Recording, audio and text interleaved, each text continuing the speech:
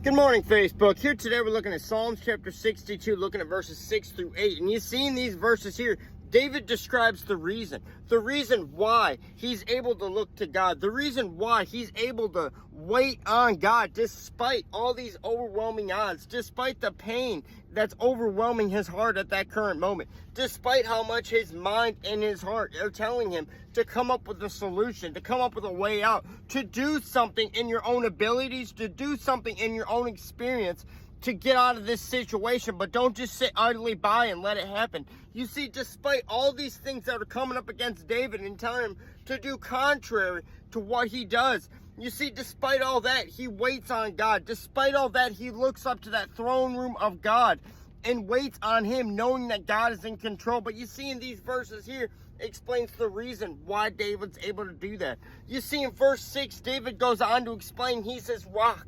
He's my source of peace. You see, when everything in my life, when all the trials, when everything in my life, when it seems unknown, when it seems like there's no light at the end of the tunnel, when it seems like the very ground that I'm standing on is like quicksand, there's no firm foundation anywhere, and I'm at risk of stumbling and falling in every single direction I go in. He's saying that at those moments, at those precise moments in my life, is God and God alone. Is he that rock?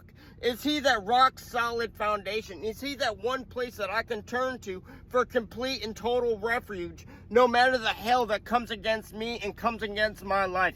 And you see in verse 7 how he builds on and goes one step further. He says that despite what we want to do, he's saying true peace only comes from God. True peace from the situation. True rest in our minds. True rest in our hearts from the stress that we're dealing with and the overwhelming pressure of that situation in life in general only comes from God. He's saying you can try to get out of it. You can try to come up with a solution, but you're going to make that situation worse than it was at first because your human strength cannot handle it, and it never was designed to. You see, David says this out of plain experience. See, David's tried it, and he's realized that he makes that problem much more worse than it already was. But you see, he says here in verse 8 that us as humans, we have every reason to look to God. If we look back at everything he's already done, and all the times that he makes a way, multiple times during the day, when so many times us as humans, we make ourselves like that dog that returns to its vomit